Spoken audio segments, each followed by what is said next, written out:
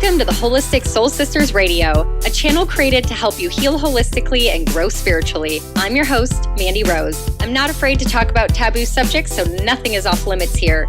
Make sure you hit subscribe and get ready to learn more from me and other experts on all things health, spirituality, astrology, lifestyle, relationships, and so much more. I hope you enjoyed today's episode. Let's begin. Hi, everyone. Welcome back to another episode in our mini-series, Heartbreak to Healed. Today's episode, we are going to feature a completely different perspective. It's the male perspective. So thank you to Aedan, who came on this week and shared so vulnerably about some really, really deep topics. He talks about his time in the military. He talks how that led him to prematurely getting married and jumping into that decision, and how divorce and cheating came about from that. He talks about depression and suicide, and being in the deepest, darkest place in his life and finding within himself the power and the ability to change his life. It is such an inspirational story. And as you guys hear him talk and open up and share in this episode, I want you to keep in mind that he told me right before we started recording that only 3 people knew his story.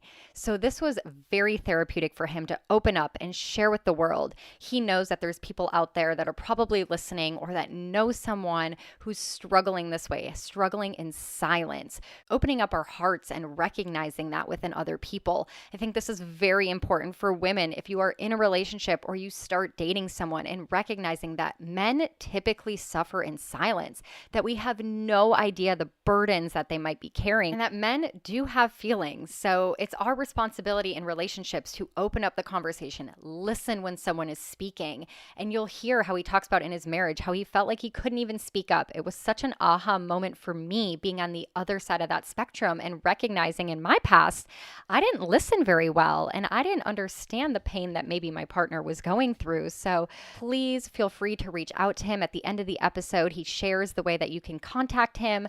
Also, in the description box below, I have his contact information. He is so open and willing to communicate and help anyone going through something, whether they can relate to his story or not. So thank you again, Aedan, for sharing, being vulnerable with the world, and opening up about your story.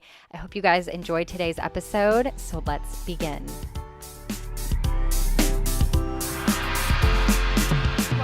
Welcome back to another episode of Heartbreak to Healed. I'm so excited today to be featuring a different perspective. We have one of our first male guests of this mini-series on. Say hi, Aedan. Hello, everybody.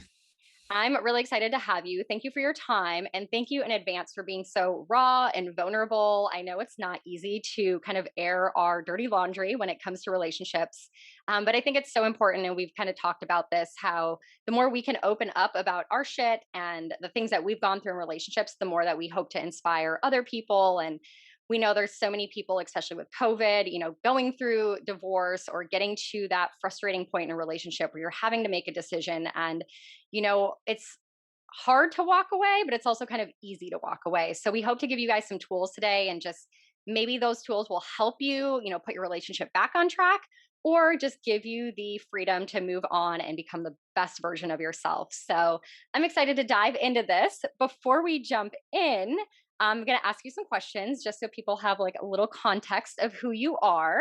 So first off, what is your sun, moon, and rising sign? My sun, moon, and rising sign is Aquarius for both my sun and my moon, and I'm a Pisces rising. And your life path number? My life path number is number 8. Number 8, the powerhouse. So you got moves to make.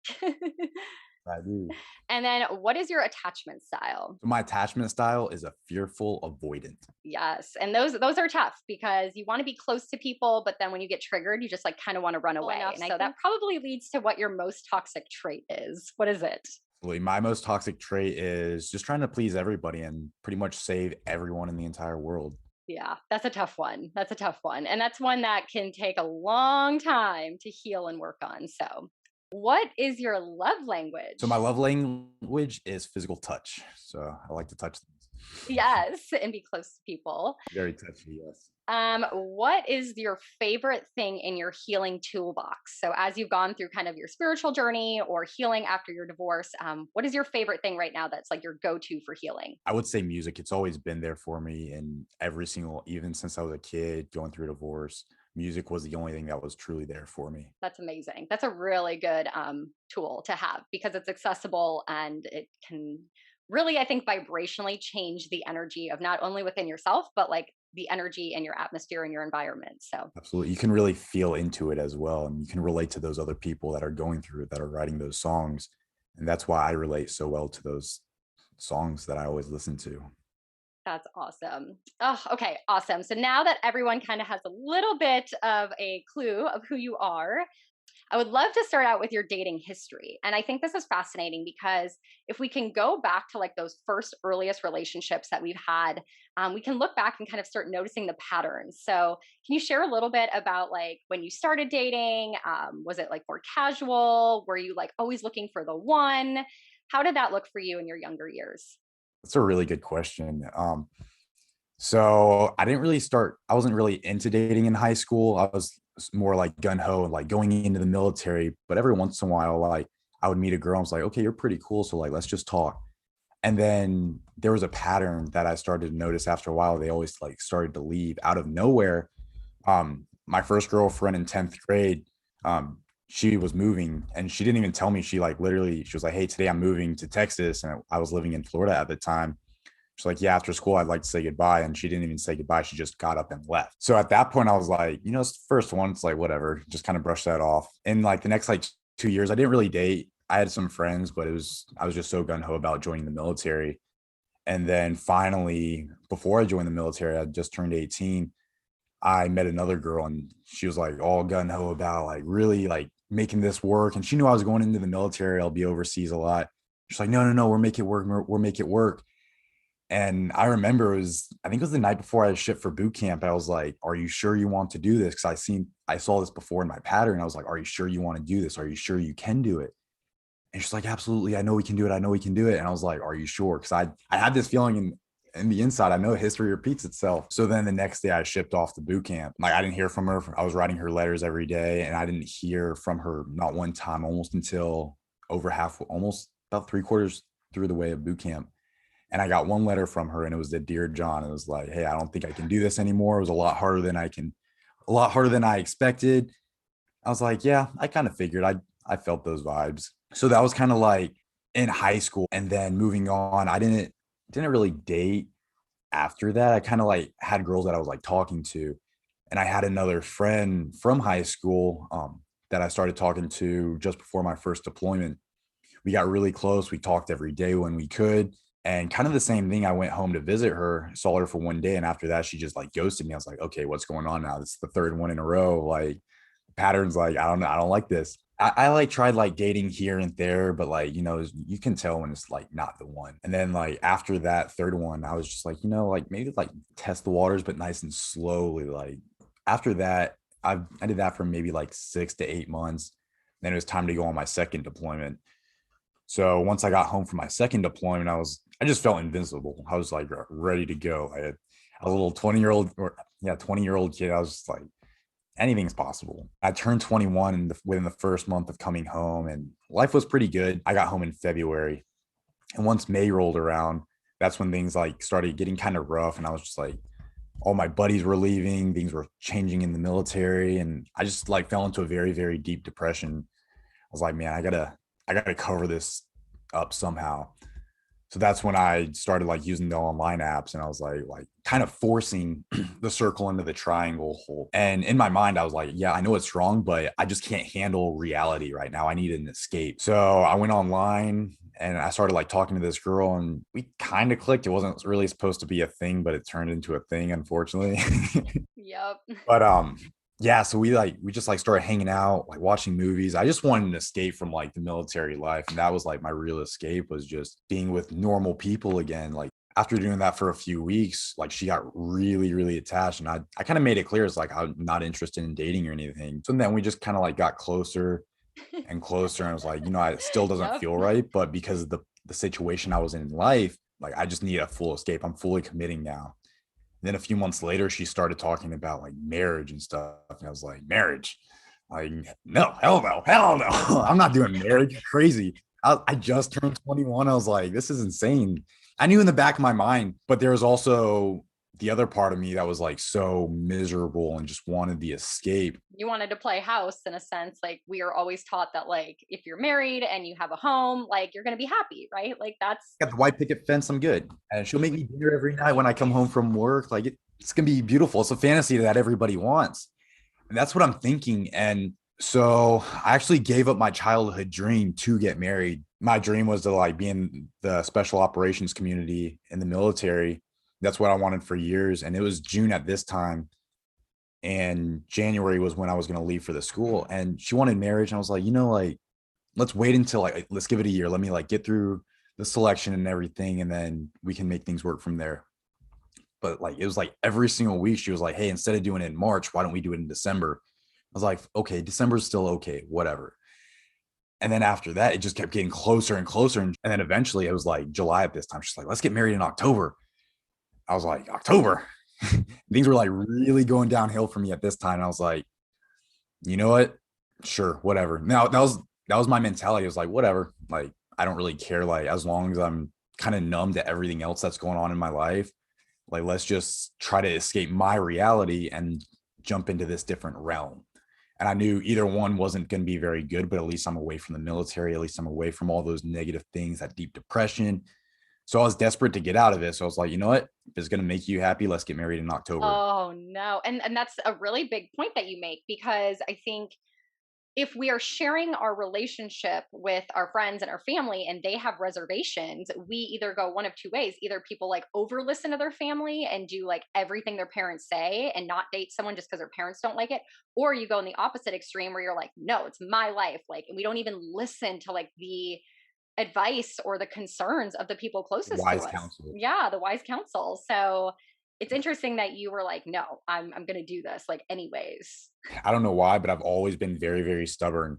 And there were signs everywhere. Like even my family, I remember talking to my mom or my dad one night. They were like, Aiden, don't do this. And I was like, no, I'm gonna learn my way. I'm gonna learn the hard way. That's what I told me verbatim. And sure enough, I did learn the hard way, but I really would not have it any other way because I would not be where I am today without being the stubborn bastard that I am. And that's really important. Like I like that you say that because I try in going through my own divorce, which I don't even say I'm divorced, I say I'm unmarried because I'd like to think that there's a choice in there. And even though, it wasn't my choice, but I now choose to be unmarried. But that there is lessons out of it. This isn't like a failure. That whole concept, and whether you're just dating someone for 5 years and you never even end up getting married and you break up, like we like to think immediately failed, it's a failure. Like it's not. The lessons are so valuable, and just because you had one failed marriage or one failed long-term relationship, you are probably most likely able to have probably a better relationship with the next person than anyone else who's actually married 100%. because you've That's learned and grown. Yes, especially in this experience. Like I've had people talk to me and they're like, Aiden, you need to write a book. And they don't even like hear like half of the stuff that's about to come out of my mouth because I've never released it to the public. I've told maybe 3 people in my entire life. So this is really exciting for me to like release it and talk to people about my experiences. And one thing I really learned was you have to find the positive and the negative. As miserable as it was, you always take Hmm. something from it. So going into your marriage then, so you got married in October, right? Like wedding was perfect. How did that go? Like people showed up, like, And that was when I already knew like I was making the wrong decision. Like I knew it. And so my parents had a house and it was like on like this little like lake in Florida. So I was like, that's kind of like a bougie wedding, just like get married in your parents' backyard on the lake with a little arch and some lights and some candles for the aisle. So that day was actually really stressful because we did everything so fast. We didn't get a wedding planner. Like we did everything ourselves. And when it came to time for setting up, it was pretty much me and my little brothers that did all the work. We put out candles for the aisle. We had like a little stage, and then it started raining. Of course, oh boy. so I was like, "Yep, everything's going inside." So we ended up getting married in my parents' living room. We had like a bunch of family friends there. I mean, I guess in the moment, I'm not gonna lie, like it was a happy moment for me because that's exactly what I wanted. I wanted the escape. Yeah, exactly, and that's what I wanted in the moment. So I'm not gonna hate myself for it or beat myself up because at that time, that's what I wanted. So then you get married. Do you feel like, I mean, I think we know the answer to this, but did you feel like you had any kind of like tools going into that marriage? Like, did you guys do couples counseling? Some if you're getting married in church, they usually require it. But like, did you guys do any kind of like pre-marriage stuff, or like read books in your marriage, like any kind of tools that you feel like you were going into, or were you just like blind and like, oh, it's gonna be fine, like we love each other, it's good enough, right? Yeah, a little bit of both. Like I was Okay. young, stubborn, stupid. But no, we definitely did do it was like a marriage counseling, but it was like a group marriage counseling with like other couples. So it wasn't really like on that deeper level, like truly like understanding each other's like, hey, color in the pictures, like write what you want in a spouse, and congratulations, you graduated from this 3-day course. I was like, that's it. So yeah, the other part of me, it was like, hey, like I'm super smart now. I'm super knowledgeable. I've been in the military. I've lived life, blah, blah, blah, whatever happened. Originally, we were going to attempt to like get married in the church, but it was so spontaneous. Like we couldn't like find a pastor because again, the pastor wanted to like counsel us. And we're like, no, I'm not waiting 2 months. Like we have to do it now. So it was just such a rush. It was like this date or nothing. And I'm not doing what anyone else says. I want to do what I want. So how long did it take then for reality to kind of sink in? Like, this is real. We made a decision. Like, oh my God, like we're stuck together. Because everyone, I think, has that moment, right? Like, even if you've dated for a long time, we'd like to think that like marriage doesn't change anything. But there's like that day after you get married where you're like, holy crap, like I picked this person for life. Like, I'm going to have to wake up next to them. And so, like, a little thing that bugs you now becomes a huge thing because you're like, I'm gonna have to fucking deal with this forever. Like, why I signed up for this? Like, I'm torturing myself like that. It's so crazy. It happens to everyone, I believe.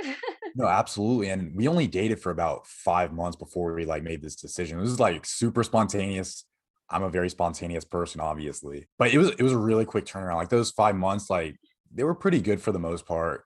And then once I got married, like we went up to Wisconsin. Like she had some family up there. That was like her little honeymoon thing going on. But after that, probably a week later, I was like, yep, I messed up. Should have listened to mom and dad. Like it got rough really quick. And because that's when I had to go back. I was still active duty at the Oh time. no. So I had to like go back to base, and the friction between the military and like just trying to like be a brand new husband. We had 2 dogs at the time. So like trying to like take the dogs out all the time was like really taking a very taxing toll on my mind and my body in general. It got really rough and really dark after that. I always, again, being the positive Aedan that I am, I'm like, no, we can make this work. We can make it work. And this is only like a month or two after the marriage. I was like, no, we can make it work. Like I've done it. Like I'm really good at like changing people. And like she came from like a rougher childhood as well. So I was like, yeah, I can heal anyone. Like just watch me. That was my thing. I thought I can save the world. And I was like, yep, this is the first person I'm going to save. It's two different people, right? Like merging together. So can you kind of share like how that went? Because obviously you notice there's a problem. You're probably very solution oriented, being in the military and very disciplined. So it's like for every problem, there's a solution. So let's just get to work on the solution, right? Right. So again, me being the people pleaser, it wasn't really my opinion. Every time I would like try to state my opinion, if she didn't like resonate, if she doesn't like that idea, she'd be like, no. So after a while, it was like her way or the highway. So after a while, I just stopped giving my opinions. Everything was like, yes, like whatever you want, like we'll do it your way. I knew for a fact everything she wanted would fail. I'll do my best to make that work, like whatever you want. But every single time it just kept failing and failing. And again, there was a lot of friction in the military going on, and now my home life. And I just had literally no escape. I fell into a very, very dark depression, to where like at one point I got into like some self-harm things. I remember one night it was so dark for me. Like I felt so alone, like being in the military, all my close buddies were getting out and music was the only thing there for me. And I remember waking up on a Saturday morning, and she went to the bathroom, and just these words rolled through my mind. It was like, is there anybody out there? Can anybody hear me screaming, crying for help? Like those were the words. Like I used to write music too, and I still do. But back then, like writing music was my therapy. Those words came through. And one of my favorite bands, about a month later, literally those words verbatim were in an actual song. Wow. So I was like, okay, someone's listening, something's out there, but it was still just me and my music. And I think that was my biggest thing, was listening to music, always like still trying to stay positive. I didn't know if the marriage was going to last or not. I obviously planned on it, because if you start putting your energy towards the negative, more negative things will start happening. So I stayed positive as long as I could. Obviously she didn't really know about my negative things, because I did all of those things on my own, but I didn't want to bring that that negative energy onto her. So I was always very, very, very positive, but I knew like maybe this thing won't work. So I knew like maybe there's a light at the end of the tunnel, like deep down inside. I didn't think about it every day, but deep down inside, I was like, maybe there's like something good that's about to happen. But those things went on for months. So you suffered in silence, like really. You didn't bring that to her attention. Like there was never like a deep sit down convo where you're like, I'm depressed. Like I can't, like you didn't speak up, right? Right. Because she wasn't one of those people that you can actually have a conversation with and they would absorb it. Like it'll go in and she'd be like, shut up. Like, why are you doing it like that? Like, stop feeling that way. And it's like, no, like I need to release it. So the only way I could truly release it was through writing music and doing some like negative things to my body. And just literally, I would lock myself in my car or my back shed and just cry because, Mm. and there were times when I put up a mask over time. It started even when I was a kid, like trying to people please, and years go by and all these different situations start happening. And I start putting up one mask, being like trying to people please, another mask for being this tough guy in the military, and then putting on this other mask for like, yes, honey, like we'll do whatever you want, just being a yes man for everyone. Yep. And that's hard. Like literally anything she wanted, like she would pretty much get. Like I'd buy her a hair dryer the next week. She's like, I need a new one. I was like, yes, honey, yes, honey, yes, honey. And all these things like started happening. Is just I knew I knew it'd be an argument. I tried to avoid arguments at all costs. So if I was like, I just bought you one the other day, why do you need a new one? She'll start blowing up. And that's when I kind of shut down. I'm like, no, this is annoying. Let's try to like fix it. So it was always like, yes, like whatever you wanted, like we're doing it. It's your way. Like my opinion no longer mattered in that situation. So I really just had to like bury myself. I just kind of like buried myself behind all these different masks over years and years. I think it was like beginning of 2017 when all of this started to happen. And it's what, 2021 now. So almost 5 years of just being a yes man for people, putting on a mask. And I didn't even, at this point, I just became something and someone else to where I didn't even identify as being Aedan anymore. Like people didn't know who I was because I had all these masks on in front of me.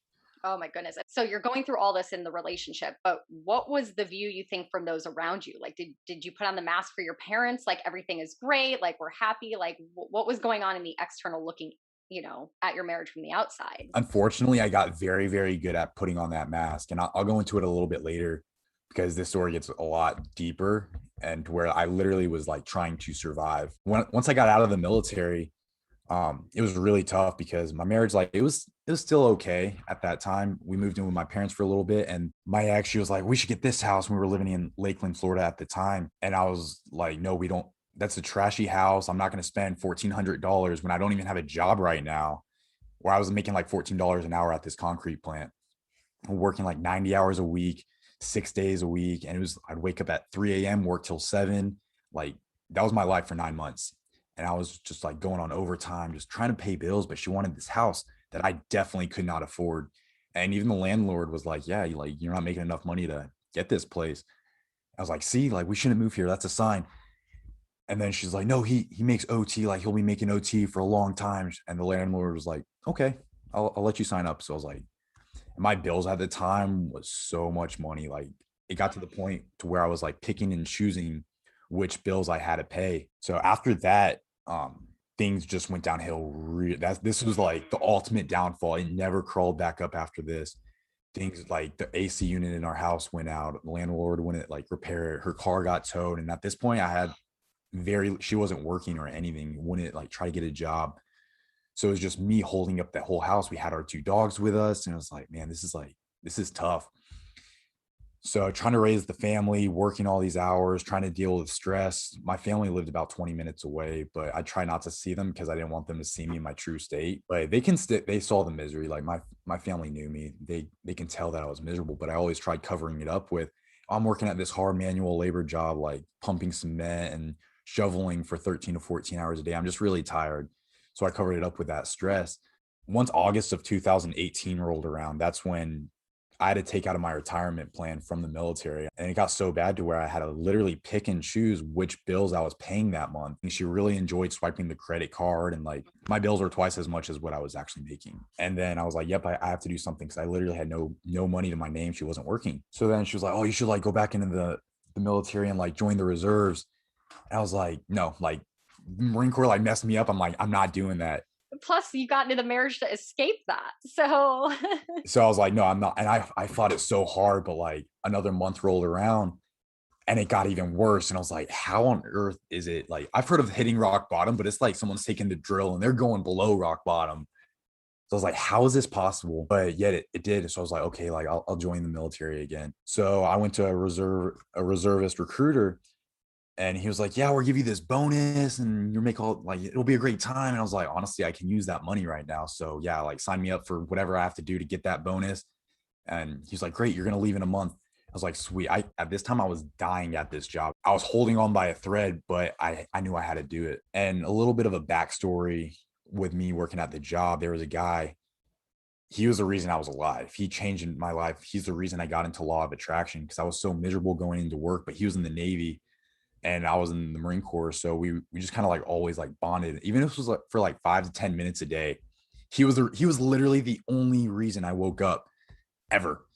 And I looked forward to like going to work, and he like started like talking about law of attraction. I'm like, what are you talking about? You mean I can smile and other people around me are going to start smiling? But I was like, I've got nothing to lose, start doing it. Where I was working, there was like a lot of not so great people there. They were super angry. And I was a still young kid. They were like, if I'm not doing a job fast enough, they're throwing hammers at me. And I was like, this is rough. Like, I need to start changing. So that's when I got into law of attraction. I started smiling and people stopped throwing hammers at me. They started being really nice. So Lewis and we started talking a lot more and more. And I was like, maybe I'm going to start using this for my marriage. Okay. The first tool. You're like, I got this. Yeah, I can totally do this. At least like on the financial side or whatever. Like I leave in a month to where I'll be like financially stable again with the military. I'll be okay.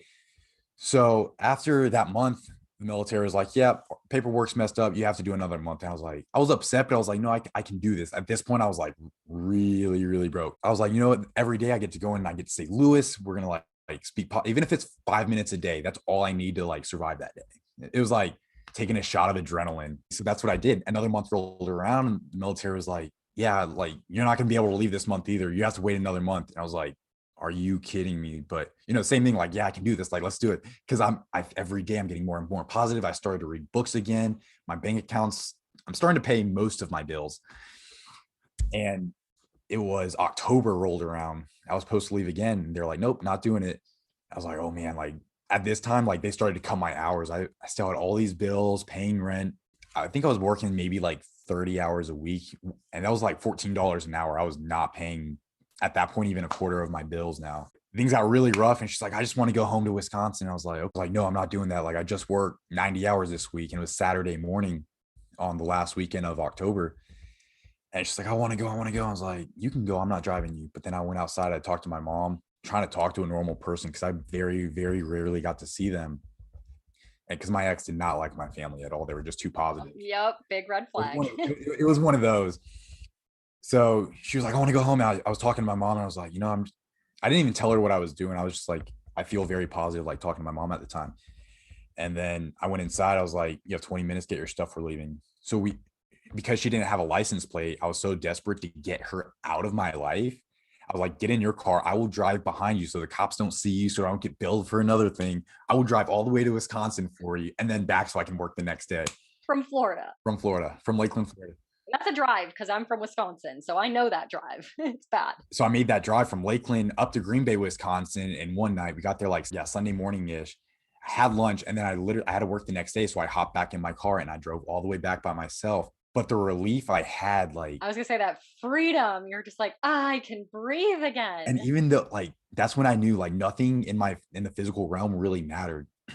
Because I wasn't paying bills or anything, but mentally, those mental chains were broken. Well, I thought, but the first bit of freedom I've seen in like years. So then I like went home. I was like able to play games with my friends. And so my lease was actually up at that time. So I moved back in with my parents. I didn't have to pay for my lease, started building up just a little bit of money, not even building up money, but paying more and more of my bills because I didn't have to pay for the house anymore. It was around Thanksgiving time. I just felt so free for a month. And spent time with my family during Thanksgiving. And then I was supposed to go to the schoolhouse for the military again. So I left again, broke. I didn't know how I was going to get to base. Swiped my card. Magically, I got to base. She knew the military lifestyle. She's like, yeah, you're going to be busy, like in the field, doing all this training stuff. Like, it's okay. That first week, she was like, I don't know. It's pretty messed up. It's like hard when you're like, I gotta say this out loud. Like, oh my Yeah, God. no, honestly, like there's like two, maybe three people that I've ever like told this to. So like, but this is like within the past month, I've really like started expressing it. And I know this is the first step. So I want to make sure like other people that are feeling this too. So I went camping with my buddies when she was in Wisconsin, and I remember the day we were on the trail and she calls me and she's like, "What if I cheated on you? Just like playing all these games." I was like, "I'd be upset." I thought she was joking. And then she's like, "No, I'm just kidding." I'm like, "I just wanted to see what you would say." And I was like bawling my eyes out because she was like playing those games, trying to figure out my reaction. The next weekend I was at work. It was a Saturday morning. I was like all free, like just no one's at work. It's just me. And she calls me again. She's like, "I think we need to take a break." And she said the same thing, like, "Hey, like I cheated on you." And then like I started crying. She's like, "Yeah, no, I'm kidding. I just wanted to see what you were doing." I was like, within like 2 or 3 weeks, this happened. But I was like, whatever, like I can like get over the games, like the games or whatever. But then that first week I was in California away from her. We didn't really talk much because I was so busy like getting back in and the processing. And she called me and she's like, "I'm so sorry," and blah, blah, blah. Or she texted me. She sent me a message on Snapchat saying, "Oh, I'm sorry. I really want to have kids with you. And I did this, I did that."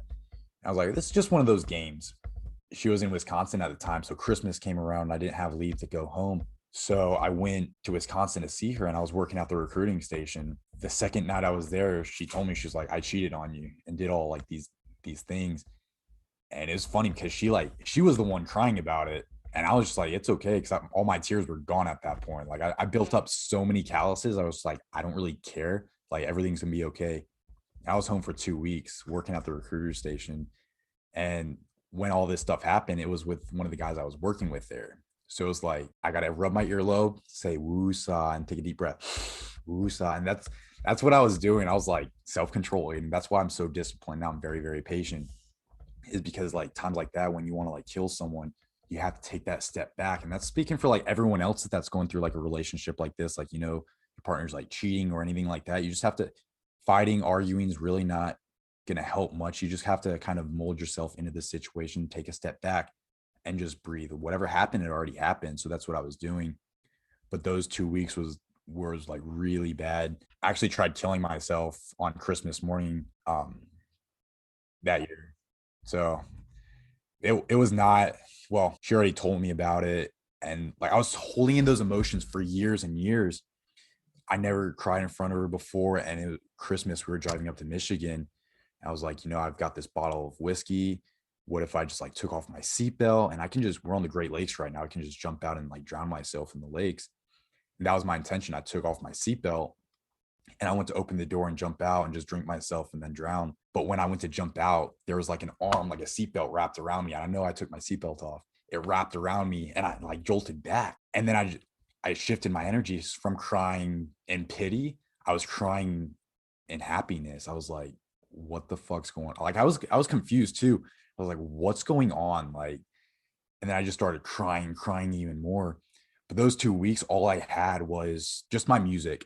She wouldn't listen to my opinion or anything. And it was really hard for, again, being a people pleaser. I knew I was there for 2 weeks putting up those masks. If I started arguing, saying, "Yeah, we're done, blah, blah, blah," then those 2 weeks are going to be absolutely miserable. So I had to focus on myself and surviving these 2 weeks. Once I can survive and get that foothold, then I can take that next step towards success and towards the light. So that's what I had to do. I just had to keep telling myself everything's gonna be okay, telling her, "Hey, we're like, yeah, we're stay together. Like, yeah, we'll make this work." But as like a week later, after I got back to base, I was like, "Yeah, we're getting a divorce." You called it. Oh yeah. I knew as soon as she told me, I was like, "Yep, we're done." But I couldn't tell her, and it wasn't the time and place because worse stuff probably would have occurred. Mm-hmm, mm-hmm. So I knew I just had to survive. At that point, just survive. Once I got my 2 feet on the ground, then once I got back to base, my feet were on the ground, then I can let her know, start expressing more. Nice thing was I did it over the telephone. So That kind of helps. So how did she take it? Like, was she begging for you because that makes it difficult? Or was she just like indifferent, like, okay, whatever, which also hurts? I just really had to dig deep into those emotions, what I was feeling during those 2 weeks at Christmas time. And I had to tell myself, do you really want to feel that again? Do you really want to feel that again? This is what you have to do to truly feel that freedom again that you were feeling in November when she left. So I remember I was standing outside on a sidewalk and it was a Saturday morning and I was like, "I want the divorce." And then she like really tried like fighting back. She's like, "No, we can make it work." Or I don't want this, but if it's what you want, and like she kept trying hard and hard. Like her mom even like called me, and that made it even worse. And I was like, she was like, "Oh, you make her so happy," and I was like, "Yeah, I know, but she doesn't make me happy." And that's when I really had to like Oh, that self love like actually started. There was like I have to do what makes me happy. I can't save the world if I am not happy. And that was like the real like changing point or like shifting point. And the next year, it was kind of like interesting. so like, when you made that decision, which is like not an easy decision, right? You like had all this crap that had to come up before you were strong enough to stand on your own 2 feet, and you like enough's enough. So that's a huge pivotal moment. But what follows after that, because I think whether you're the one asking for the divorce or you're the one on the receiving end of that phone call or text message or however it comes, that what happens after is so personalized. Like some people go off the deep end, some people like go into healing, some people, there's so many ways. So I'm really curious how you being the one to make the decision and go through all this pain, what was your next step? Like how did it get worse? Like, or did you start being lighter? Like share kind of what was that whole emotional process after that? So I was in California for that school, and it was March of 2019. My parents were picking me up at the airport. My little sister was there. She was like, Aedan's back.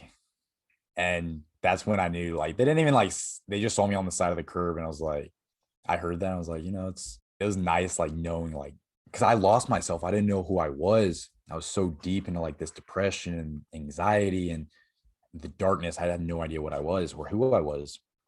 So just to know that someone like saw it from an outside perception that's Aiden's back really lit that light within me. And I was home for about a month, and my family, like, come from a family of 9. My parents have a lot of kids, so like I don't want to be that problem child, which I 100% was, and I don't want to have to like give more problems to them to hold on to or more burdens.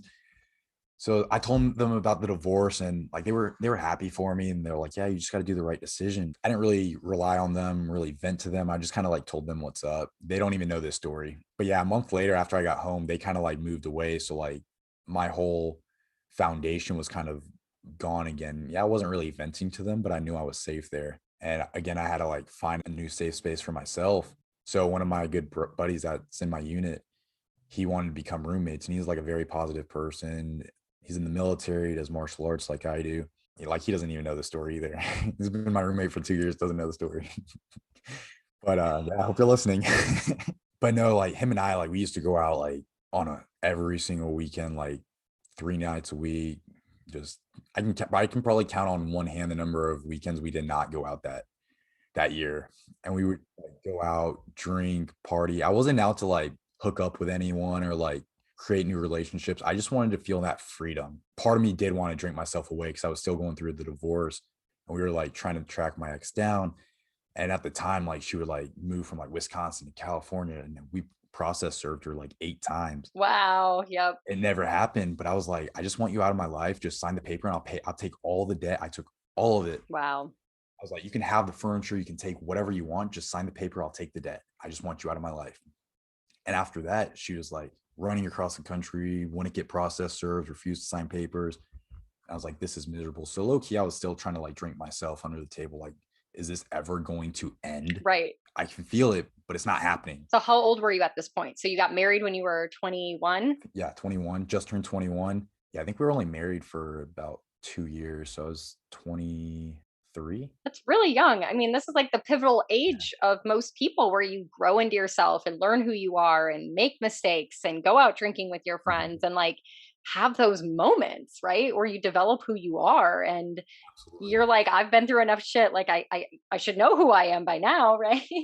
Yeah. Well, I know who I was, and I'll tell you Yeah, that. Because okay. again, in every negative situation, I don't care what it is, there's always a positive to it, but it's up to you and the individual to truly find what that is. If you look at something from a negative perspective, it's going to be negative. But if you can find the beauty in something so negative, you learn from it. You take that wisdom and that knowledge. And that's why the relationship I'm in now is so amazing because of my past. And I want to thank my ex for that because I'm so happy now. And this relationship I'm in is just phenomenal. I'm so thankful for it. Like everything you've Thankful dreamed for the of. past. So Yes, now it is. that's amazing. So when you were partying and doing all of that, at what point did you kind of break free from that and kind of go, okay, I need to like get my life on track? Like, how long was that process? And like, what was your aha moment? Because I think we all kind of have that, like, okay, how long am I going to do this? Actually, COVID-19.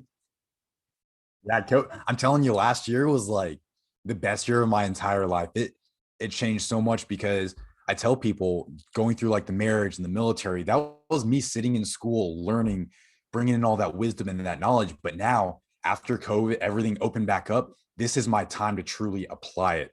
So again, I was like still going through the divorce. I was struggling with like finances and all these different things. And I knew I had to do something. And I was like, I don't know what I want. I was supposed to like go on deployment. Then I wasn't deploying again with my unit. So I was like just in between. Again, no money to my name, like still not able to pay bills. Can't even go on a date because how you going to buy the girl a dinner? Yeah, no, exactly. If I did go on a date, it'd be like, hey, you want to go to the beach and walk? Because that's all I can do. And sometimes it got to the point right before COVID, I couldn't even afford, I had to quit my job working at Pizza Hut because I couldn't even afford gas. And that it was rough. But the pivot point that really changed me was I wanted to be a personal trainer once I got out. Like I love lifting weights. I love like helping people. Lewis, the guy I met at the concrete plant, he was a personal trainer, and that's originally what I was going to try to do before I went back into the military. So one of my veteran buddies, he was like, yeah, there's a school, it's 4 months long, called National Personal Training Institute of Tampa. They use your GI Bill, you get paid to go to school for 4 months. I was like, honestly, I love working out and I need the money, so why not? The first like month or two was like all online on Zoom because of COVID, but that's when I got like really creative. I really started to love myself. I was after school, after like 8 hours a day, it was just me in my bedroom. Like I couldn't go anywhere really. I didn't have the money to go anywhere, so I had to stay at home. Video games got old, and alcohol wasn't even a part of my life. I was after the lockdown. I was just like, I'm just done drinking. Like for now, like it serves no purpose for me anymore. It did back then. It was exactly what I wanted, but this is a new me. So I started getting back into like my artsy side. I started painting pictures. I started drawing. I started playing guitar again. I started writing songs, all these like physical things like playing video games that people do and like getting fat on the couch, like what most people would probably do during COVID. I was doing the complete opposite. I was still working out and like working on myself. I started school when I was during the COVID lockdown, but it was so life-changing. And my instructor there and just everyone there just changed my, I can't, that's a whole nother like topic for itself. I'll talk like another 3 hours on that. But it was so life-changing. And going into the lockdown, I was so motivated to like, hey, like, I don't even remember what it was. I think it was my birthday last year. That was the last time. I was still miserable, like tired of being jobless, just got out of the divorce, confused. And that was the last time I actually tried killing myself on my birthday. And I remember I turned off all the lights. I put my gun in my mouth and I was like, if I'm meant to live, let me live. If not, good night. Turned off all the lights. And next thing I know, I woke up the next day. I was like, guess I'm meant to live. Just like that. I was like, guess I'm meant to live. Oh my goodness. I jumped right out of that depression, like slingshot, right? Never went back into it after that night. And I was like, yeah, I'm really broke right now, but let's start like changing your energy. And once I started doing that, I got like 2 other jobs right before COVID to where I started paying bills, went to NPTI. And from there is just a lot of like self-developmental. Like once I was just playing guitar and writing music, I was like, I really enjoy this. Like I used to do it as a kid and then when I was younger, but now like I feel me, like Aedan, like the real Aedan is really coming out now. And I was like, okay, I got to start loving myself. And like girls were not on my mind at the time, like whatsoever. It was just like, I made a pact with myself. I said, this is my year to focus on me. Like if I can't love myself, I can't love anyone else. So that's what I did the entire year last year. I really focused on my fitness. I got back into martial arts. Things started opening back up, became very artsy. I even quit drinking too, for the most part. I'd go out every once in a while, but not for the same purposes. And I really just started loving myself regardless of the situations, the things that were going on around me. I learned, okay, you don't have money in the bank. Okay, why don't you just love yourself? Are you attached to that money? Like you're on earth, like that money shouldn't really, it's a tool, but it shouldn't be the reason you're living. And it shouldn't have that big of an impact. It shouldn't even have an impact on your life of why you are living. It shouldn't really contribute to your happiness. Obviously it helps, but it shouldn't be the core reason. Again, that's why like a lot of relationships fail is because finances. And that was a big thing for me because I couldn't afford anything. I got all grumpy and bad things started happening. learn to love yourself, like truly do what makes you happy. And when you let go of all these attachments of, oh, I want this relationship, or I want this kind of job, I want this. Once you start doing what you truly love, you don't have to wake up and be like, damn, I got to go to work today. Like, no, I wake up and I'm like, I live for this. I love waking up to go to work. There's a book called The Subtle Art of Not Giving a Fuck. And once, I'm telling you, once you stop caring, and this is for everyone out there, like it's not even a relationship thing. It's just all aspects of life. Stop caring about what people think, or stop caring about your financial situation. Stop caring about the things around you. And once you stop caring, you're going to find yourself, and that inner peace and that inner happiness is going to come when you least expect it. And it's such a beautiful thing. And when it happens, you're going to feel so high on life. I have clients now and they're like, I know what's going on now. Like, I know when you say high on life, because I feel it now too. And it's so beautiful because I was in the darkest of dark, and then I came back into the light, and I get high as shit on life. And it's so beautiful. And that's what I want everyone else to do. But you have to love yourself. I love that you brought up the book, The Subtle Art of Not Giving a Fuck, because we put way too much stress and pressure on things that really don't matter. And especially in relationships, we start picking and finding critiques and, within ourselves, within each other, like within how it's not as perfect as we thought it was going to be. And it's a rabbit hole, and you will forever be in that spiral until you wake up one day and you're like, this isn't going to work like anymore. And especially for like relationships, like you are your own worst critic. People set themselves to such a high standard. They're like, I want this person with this quality and this and that, and they can't do this, they can't do that. Perfection is when you truly love someone for their imperfections. That is true love. Yep. There's nothing else about that. Like, you will never find the perfect person that does every single thing you want. That's when you're starting to change yourself for the better. You're starting to see the world through someone else's eyes. And that's when relationships truly start working. You can't just see the world through your eyes. You can't see your relationship through your eyes. You have to take a step back and think, okay, like, why is she acting that way? Let's have a conversation. Oh, now I understand why you're acting that way. Let me change me, because I didn't realize I was causing all of that. Yep. I just read the book. Have you ever read it? It's called The 100-0 Principle. No, I haven't. Really good. Super easy read. I mean, like, it's so basic and it repeats itself 100 times. So it's an easy concept, but it's like, instead of 50-50 in relationships, it's kind of like you said earlier, you got to be 100-100. So what it says is you 100% give yourself and you expect zero in return.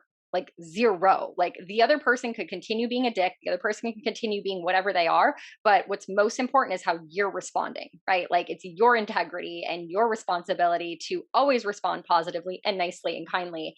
And when you kind of apply that in your relationship, and it's like, I'm not going to let their shitty attitude or their shitty behavior or the way that they're treating me change my outlook on life, And I always go back to that principle of like, those who like deserve love the least actually need it the most, right? Because we're lashing out. And so with children, when children are misbehaving, we know that we can be like, okay, they're having a temper tantrum, like something's bothering them. But why, when it's our partner or people we care about, we get defensive and we're like, you're being a dick to me, I'll be a dick to you. Like, see how you like it. It's like more love, give them more love. But you can't give more love if you don't have your love bucket like full within yourself, when you're alone, when you're with yourself, when, the activities you're adding to your life, the people you're hanging out with, like your job, your career. Like if you're not filling up your bucket with love for yourself in your life, you can't have that grace and sympathy for someone else, like you're at a depletion,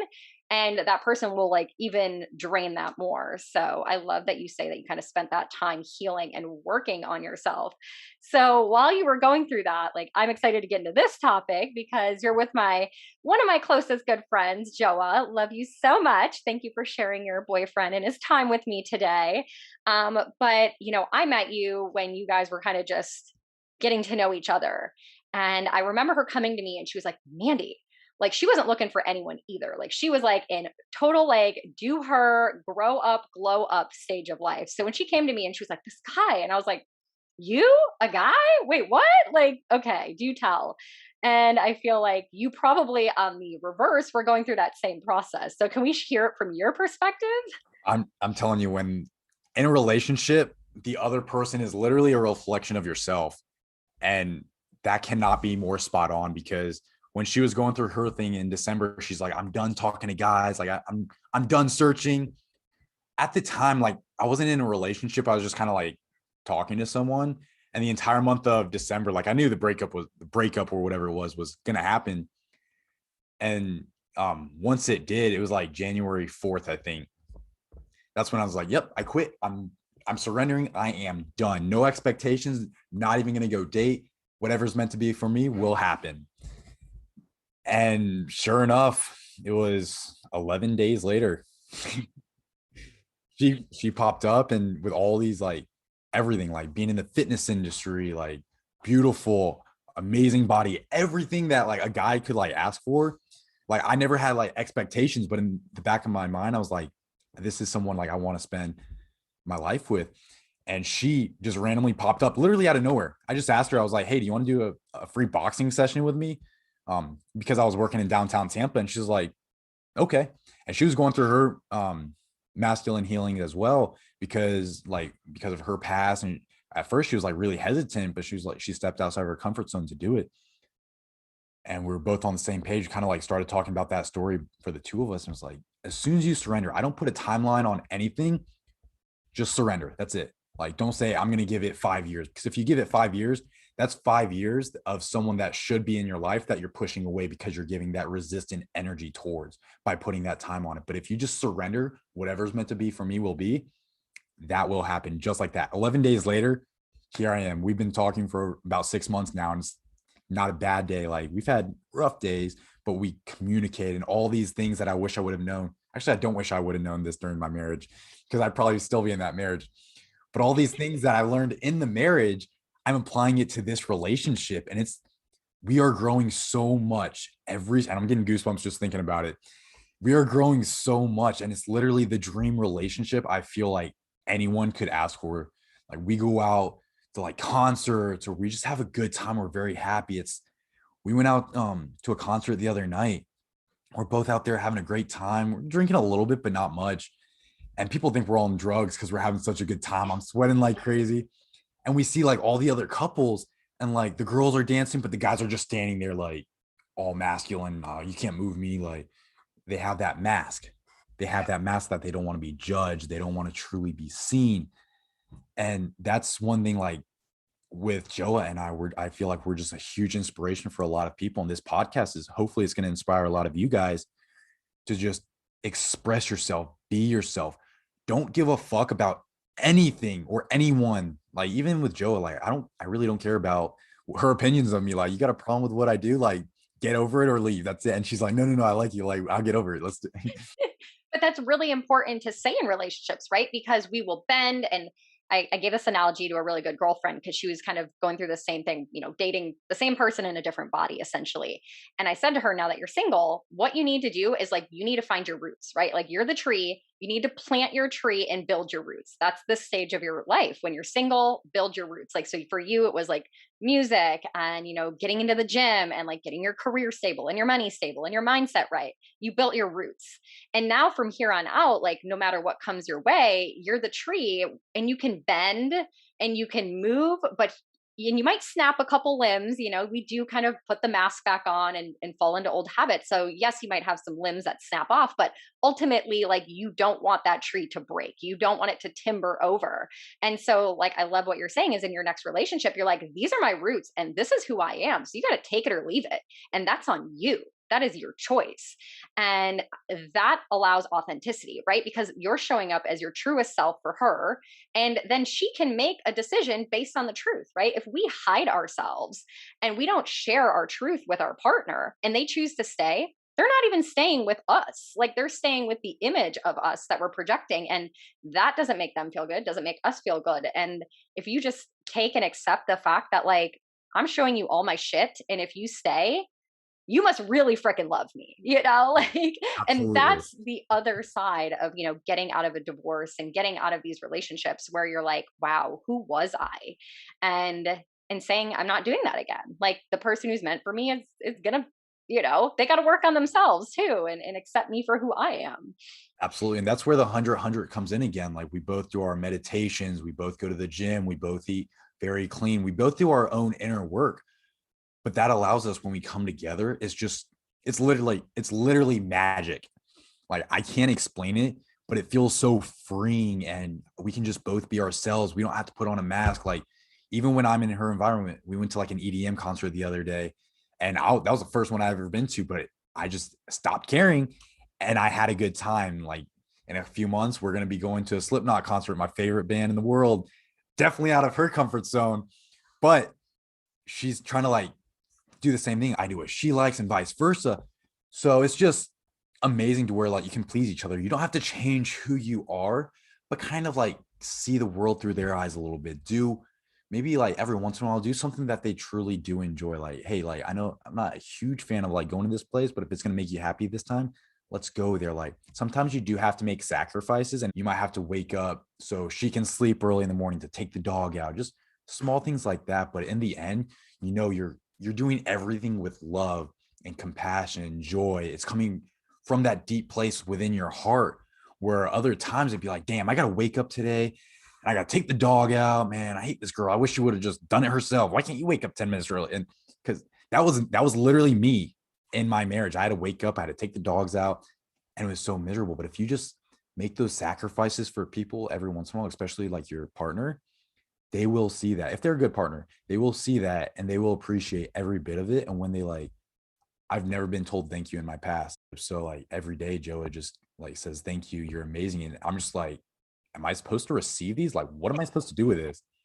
But once you start doing these things, then she starts doing things for me and I start doing, and it's just, we're just adding to the basket and it just gets more and more beautiful. I love that you just brought that up. That's a very big point that I want to make sure everyone who's listening understands is we can be very jaded from our past, right? A lot of people who've been divorced are going to hear this story. A lot of people have gone through tumultuous relationships, toxic relationships. And so we get to a point where we get into the next relationship and we can't receive. And that's what you just said is like you had to work on that receiving part. Like your partner could be saying the right things and giving you the love and doing all the things, but unless you've kind of gone into your past and saying, you know what, I am worthy of this and I am going to accept the truth is I'm loved. I accept that someone wants to be with me. I accept that someone actually thinks I'm amazing versus being like, well, there's no way that's true because everyone leaves, or there's no way because someone told me I was amazing, but then they went and cheated on me, right? Like we can get in these mindsets and just sitting there in the present moment going, this person's giving me something. I need to take it and be grateful. And this is me speaking from experience, and to everyone listening right now, you have to be accepting of those things. Like, no one is put on earth to like shun everything away. We are all here to be loved, to be giving, to receive all this love from people. Yeah, if someone wants to like buy you food or something, you're not going to say no, like, especially when you don't know who they are. You're just going to be like, hey, thank you for it. So, kind of the same thing when you get a compliment, or like Joy always tells me every single day, you're so amazing. And still, like 6 months later, I do still struggle with it, but I accept the fact. I become aware, like, hey, like maybe I am amazing.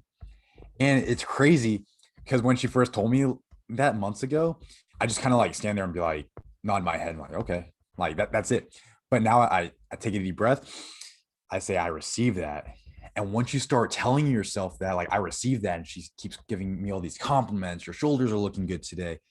Like, I love your smile. Your eyes are beautiful. And you're just so happy. And I love that about it. Once you start receiving all of these things, you're going to start programming your body to be all of those things. You are letting go of your past and you are allowing the future of happiness, joy, compassion, all these positive things. You are allowing them into your life just by accepting and receiving those little compliments. So I challenge everyone listening today, whenever someone like tries doing something nice for you or someone gives you a compliment, receive all of that. Like, if someone didn't want to buy you lunch, they wouldn't offer to buy you lunch. If someone didn't think you were beautiful, they wouldn't say, oh, you're beautiful. Why would they go out of their way? And if they are, they're an asshole and you shouldn't really care about it. That's where no attachments come in. But just always be willing and open. That's, again, surrendering to allow all these beautiful things into your life. And that is going to be a huge transformation period because you're changing who you are for your future. Oh my gosh, I love that. So that brings us towards the end of the podcast. And I love that we've already naturally gone to the advice portion.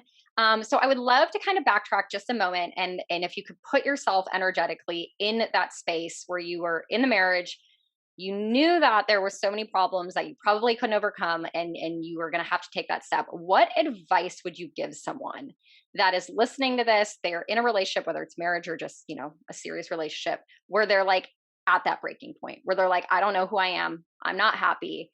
I don't know if I try to work with them, if I leave, if I just bear with it. Like, what advice would you have if you could go back and talk to yourself in that like dark moment where you have to make this decision to like go, stay, work on yourself, work on her, like too many options. I don't know what the route is. What would you say to that person? So when you're married, you can't really escape her, like especially mine, like she'd probably follow me.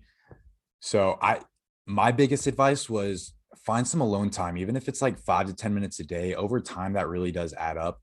But really try to find who you are. Like your spouse doesn't have to to cheat on you or do all these terrible things to get out of a divorce. If it's not making you happy, if you are putting on this mask to mold who you are to someone else, to please someone else, stop, because it's not worth it. You are put on earth to be you. That's it. So I would say every day for 5 to 10 minutes, put on some music. I used to love going for drives when no one was around. Be by yourself, really dig deep into who you are. Like try to remember yourself as a kid. I always go and I'm going to sleep at night and I see myself as little Aedan trying to cut down trees as a 5-year-old, or playing with my guns, or playing in the woods and doing all these fun things. Those things are probably what's going to make you happy today, because we all have that inner child. So always try to figure out what makes you you and truly feel into it. And whenever you get a chance, try to practice it. Tell yourself your situation, your environment should not really have a big impact on who you are if you are truly happy. So find that time alone. And then if someone's meant to be with you, they're going to love you for exactly who you are. You don't have to put on this extra face. And if your spouse at the time does hate you for you being just a genuine version of yourself, that's a pretty good indicator. Hey, maybe I should separate myself from this person. Maybe this isn't my soulmate because they can't accept me for who I am. But I always thought, oh, I've got to get cheated on before I get my divorce. That's not always the case.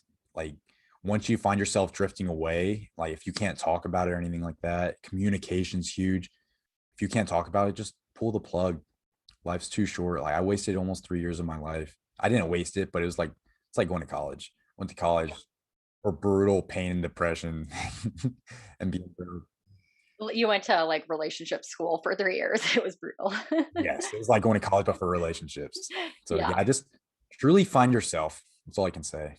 Before Yeah. and love yourself 100% before you can love others, because you can't love anyone else if you don't love you.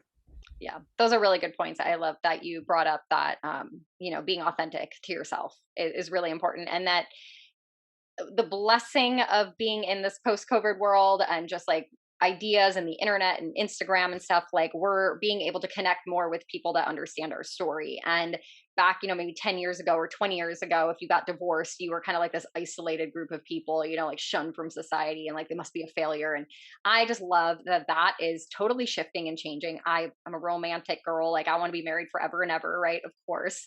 But there's also this beauty in saying, you know what, I have the freedom to leave and I'm not stuck, for the rest of my life, like a lot of our grandparents and ancestors were. So see the blessing and the freedom that you have to move on in your life in the next chapter. And it's not a failure. Like, honestly, if you are going to end a relationship and you're the one making the choice, like, please hear us both say, this is not a failure. This is like the most gifted learning opportunity you've been given, and there is hope on the other side that the next relationship, when you're ready for it, will be everything that you've ever wanted. And it's out there. We just got to do the work within ourselves. Absolutely.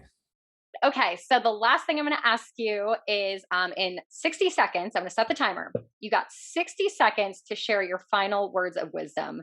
And it can be about divorce, it can be about personal development, it could be about relationships, just something you'd like to leave the listeners with, just to give a little bit of your positive feedback, your inspiration, whatever you got inside of you that you feel called to share.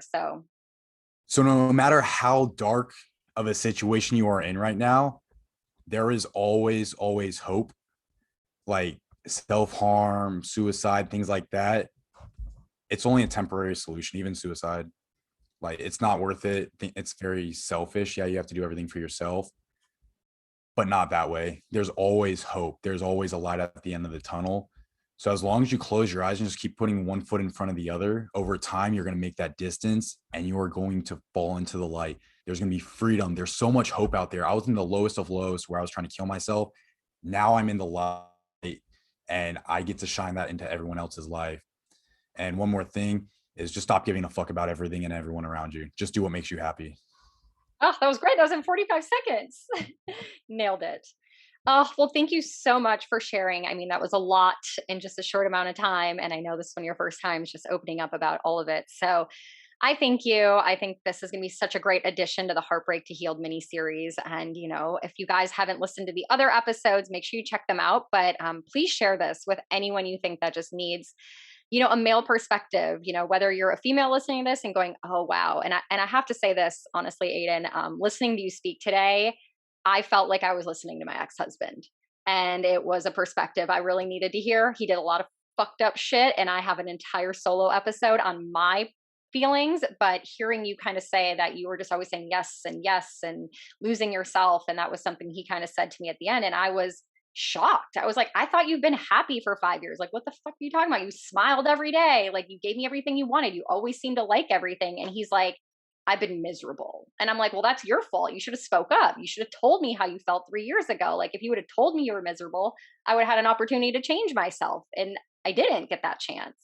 And so, this was super eye-opening for me. And I think there's a lot of women out there that if you're listening and maybe this is like your wake up, aha, go, maybe I need to go talk to my husband and I need to dig deeper on like, how is he doing emotionally? Like, where can I step up and check in with him more? So if that's what someone got out of it, great. And if you're, you know, in the divorce process or that miserable, like, I don't know what to do next in my life, I hope you got a lot of takeaways. So thank you so much. This was amazing. I really, really appreciate it. Thank you. It's been an absolute honor to talk to you and talk to everyone else. And I hope you guys receive something from this message. Yes. And how can people find you? Because I know that you are a source of positivity. You've got a lot of projects going on. Like, this is the next level, Aedan. So please share with everyone how they can follow you and watch this journey unfold in the next chapter of your life. Yeah. So I'm on Instagram at Aedan's Warpath, and it's going to be Aedan Warpath. And then I also have a YouTube channel that I just launched about a month ago. And again, that's going to be Aedan's Warpath as well. You guys can find me there. You can message me on Instagram. If you guys, I'm just open to everyone. Like, if you need help, literally, like, don't hesitate to reach out to me. I will help anyone and everyone that I can, especially like going through divorce. I've been there, done that. It's not a good time. So I'll link everything in the show notes below. So if you guys need that direct link, it'll be there. And thank you again. I hope you enjoy the rest of your day. And I can't wait to watch your journey unfold. So thank you for sharing it with us on YouTube. It's exciting. It's always a pleasure. Thank you so much for this opportunity. I hope you guys enjoyed this episode featuring Aedan. It was great to have a male perspective. I hope you guys got something out of it. And make sure to stay tuned. We have more episodes in this mini series, Heartbreak to Heal, coming up in the upcoming weeks. We will be featuring some amazing therapists, giving you guys a lot of tools and resources to use and implement in your own personal relationships. And stay tuned. You can follow the Holistic Soul Sister Instagram page or follow me on Instagram at mandyrose.1111. I'll be announcing in the next couple of weeks the masterclass and course we will be doing around Heartbreak to Heal, where I'm going to help you guys work on yourselves, heal your own heart, heal your own traumas and wounds so that you can show up in your relationships as the best version of yourself. So I'm looking forward to launching that and sharing it with you guys. So make sure you stay tuned. Make sure you hit subscribe so you can hear all the upcoming episodes in Heartbreak to Heal. And after this mini series, we will continue on with more episodes surrounding all different taboo topics. So I hope you guys are looking forward to that. And until next time, make sure you keep healing holistically and growing spiritually.